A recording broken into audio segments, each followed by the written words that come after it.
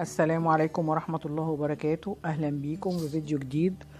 النهاردة في الفيديو بتاعنا هنعمل الشوكليت كيك، وهنعملها بطريقة إن شاء الله سهلة وتلاقوها سهلة وبسيطة وتقدروا تعملوها بسهولة ومكونات بسيطة وهنعملها من غير ما نستخدم مضرب ولا خلاط. أولا المقادير اللي عندي إن أنا هستخدم كوبايتين وربع دقيق، وهحط دلوقتي ضفت عليهم كوبايتين سكر بودرة. ممكن بدل السكر البودرة استخدم سكر حبيبات ناعمة، بس اقلل الكمية، بدل كوبايتين يبقى حوالي كوباية ونص. وضفت عليهم نص كوباية كاكاو منخول. طبعا لازم انخل الكاكاو عشان ساعات بيبقى فيه تكتلات.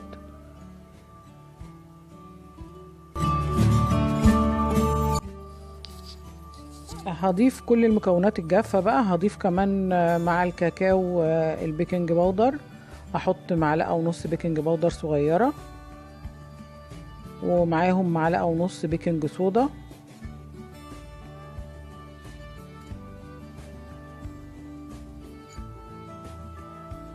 وهنحط كمان رشة ملح.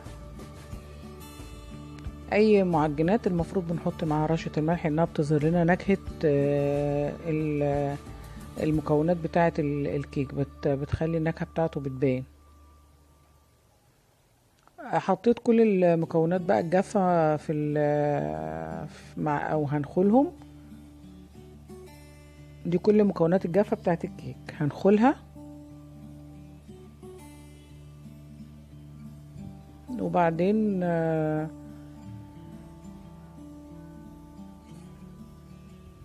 هبدأ بقى اقلب المكونات الجافة دي مع بعضها عشان تتجانس المكونات. وبعدين هبدأ اضيف بعد كده السوائل اللي موجودة عندي في الكيك.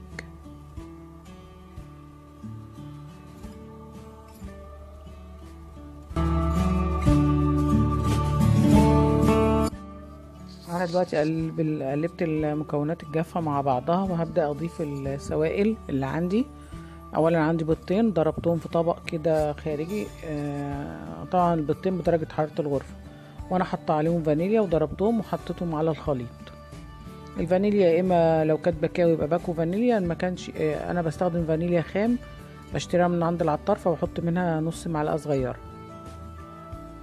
وحطيت كوبايه لبن رايب او زبادي او لبن حليب الموجود، ومعاهم نص كوبايه زيت. هبدا اقلبهم على المكونات الجافه لحد ما يتجانسوا مع بعض. كده المكونات اتجانست مع بعض، بس طبعا الخليط لسه كده محتاج سوائل تانية، فانا بضيف بضيف معاه معلقه نسكافيه مدوبه في كوبايه ميه مغليه. طبعا النسكافيه بيدي مع الشوكولاته بيدي نكهه كويسه جدا في الطعم. طعم القهوه مع الشوكولاته بيدي نكهه حلوه في طعم الشوكولاته.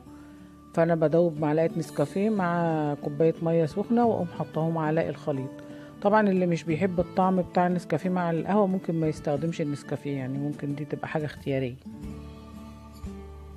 وبقلبهم بقى مع بعض لحد ما يتجانس الخليط ويديني قوام. الكيك بيبقى قوامه سايل شويه. ده شكل القوام بتاعه بعد ما قلبت كل المكونات مع بعضها. واكون مجهزه صينيه مقاس 35 قالب مستطيل، وفرشه ورقه زبده، ودهنته زيت وبرده رشيته دقيق، وهصب الخليط ده فيه. طبعا مقاس الصينيه اكبر طبعا من كميه الكيك، فانا عايزه الارتفاع بتاع الكيك نفسه ما يبقاش عالي. هكون بقى مجهزه الفرن على درجه حراره 200، واحط الصينيه فيه تستوي، وتخرج بعد حوالي ساعه الا ربع او ساعه الا تلت. هي مش تاخد وقت كتير لانها مش مرتفعه. وده شكلها بعد ما خرجت.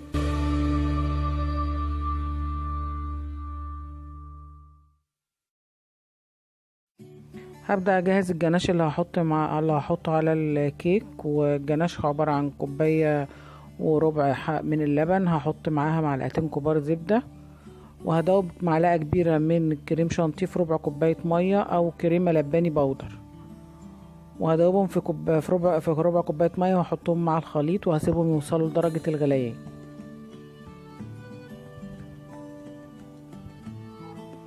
بعد ما يوصل درجة الغليان هحط عليهم حوالي كوبايتين من الشوكولاتة الخام المجروشة، هكون جرشتها وعايرتها بكوباية، يطلع حوالي كوبايتين، وهقلبهم مع الخليط ده. بس هطفي النار وهسيبهم يدوبوا مع اللبن من سخونية اللبن بعد ما وصل للغليان. هغطي بقى الخليط بغطا علشان يحتفظ بالسخونية عشان الشوكولاتة تدوب فيه. وانا حطيت تحت الغطا منديل مطبخ علشان يمتص البخار المية اللي بيطلع من السخونة بتاعة الغليان. بعد كده هدوب بقى الشوكولاتة كده، السخونية دوبتها اهيت، فانا قلبتها لحد ما بقت بالشكل ده. هسيبها لما تبرد خالص واحطها في التلاجة او في الفريزر. ممكن لو في الفريزر احطها نص ساعة، لو في التلاجة هتقعد على الاقل ساعتين لحد ما تبرد خالص وتتماسك.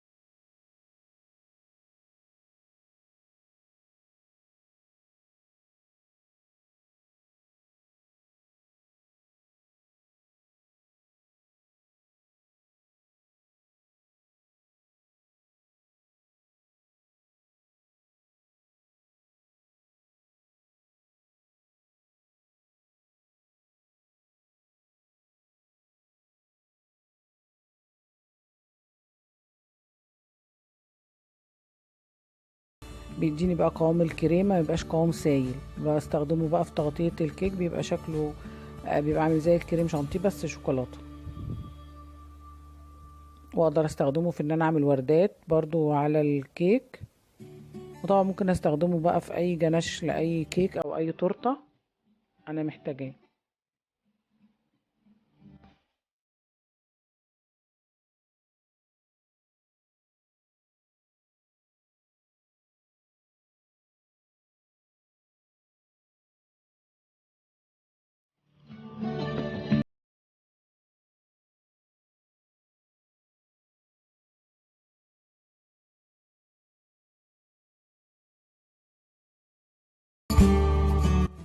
كده خلاص بقى وصل لمرحلة اللي هنستخدمه فيها، بقى تقيل واقدر استخدمه على الكيك، واقدر اعمل منه وردات للكيك ويبقى متماسك ومش شكله مش هيتغير. انا عندي الكيك قلبته في صينية كده، وبعدين هسقيه بلبن، ومدوبة في اللبن دوت كيس من الكاكاو، اللي هو كاكاو اللي بيتشرب، وبعدين هسقي بيه الكيك كده عشان يطري. ودي خطوة اختيارية، ممكن نعملها وممكن ما نعملهاش، بس هي بتطري الكيك وتخليه حلو. دلوقتي انا سقيت الكيك باللبن اللي متدوب في الكاكاو، وبعدين هبدأ اقسم الكيك نصين كده قد بعض،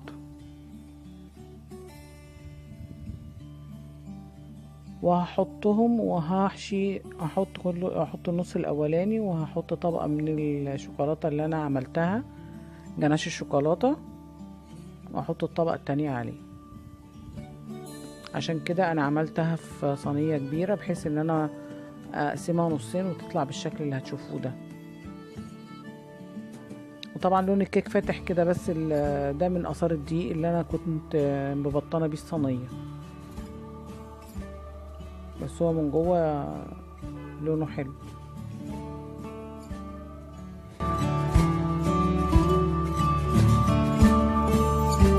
هحط طبقه بقى من الجناش دوت على الكيك كده، على النص اللي انا قطعته الاولاني دوت، واحط عليه طبقه كحشو هحط النص التاني فوقيه، هسويها بالسكينة كده.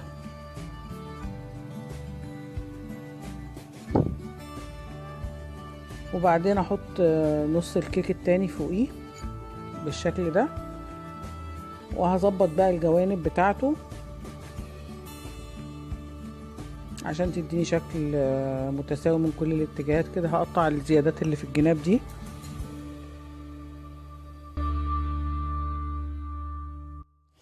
هقطع الزيادات اللي في الجنب عشان تديني شكل مستطيل مظبوط، الشكل يبقى مظبوط. وبعد كده ابدأ اغطيها تاني بالجناش بقى من فوق.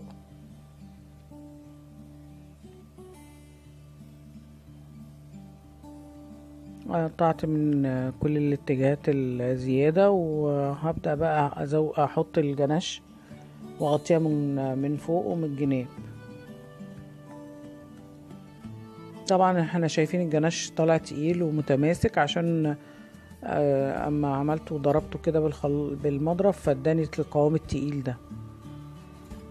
هبدأ اغطي بقى الكيكة كلها من كل الاتجاهات بالجناش بالشكل اللي هتشوفوه. هسويه نسويه بسباتولا او بسكينة مسطحة كده.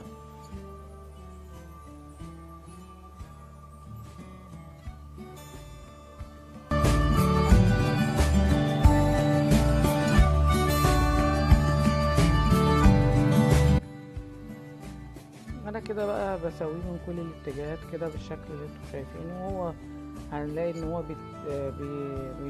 بيمشي معانا سهل، وبيعمل على التورته بيغطيها كويس او على الكيك.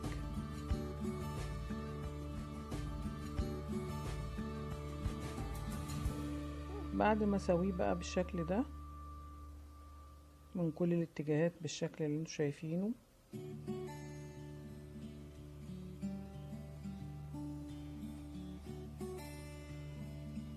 بسويه كده بالسكينه اللي معايا من بره لجوه كده. باخد السكينه بتمشي معايا من بره لجوه، فبتديني شكل منتظم معاه شويه.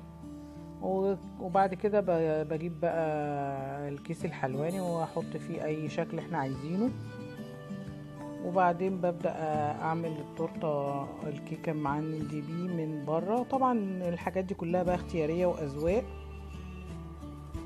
ممكن تعمليها وممكن ما تعملهاش حسب ذوقك يعني. انا عملتها وردات كده على حرف الكيكه كلها بالشكل ده. وبعدين جبت فراوله قطعتها بالشكل الشرايح كده ورصيتها فوق. طبعا اي فاكهه تنفع، ممكن فراوله، ممكن كيوي، اي فاكهه موجوده ممكن تنفع، او اي فاكهه احنا حابينها يعني. او ممكن ما نحطش فاكهه خالص وهي كان شكلها جميل برضو من غير الفاكهه، واللي ما بيحبش الفواكه عليها يعني. بس وتتقدم بالشكل دوت. وممكن تتعمل في اي مناسبه، في عيد ميلاد، في اي مناسبه حلوه في البيت ممكن تتعمل وتبقى شكلها ظريف وجميله. وطبعا بالنسبه لنا نشتري حاجه زي كده جاهزه طبعا مش مكلفه. اتمنى ان الفيديو يكون عجبكم، ويا ريت لو عجبكم نعمل لايك وشير للفيديو. والى اللقاء في فيديو اخر باذن الله.